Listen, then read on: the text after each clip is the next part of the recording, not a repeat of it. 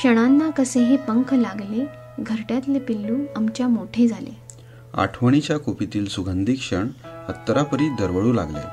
पिल्लाला फुटले पंख, करी उडण्याचा प्रयत्न. त्याच्या प्रत्येक शिकण्यात करीतो आम्ही साजरा आनंद. या आनंदाला आलीये आज भरतीची लाट, कारण आज आहे आमच्या ऋषीची दुसरी वर्षगाठ. पुन्हा नवीन वर्ष चैतन्याची, आनंदाच्या उधाणाची. प्रत्येक वर्ष जाओ असेच मौजेचे तुला, हाच आशीर्वाद देतो आमच्या सदा फुला.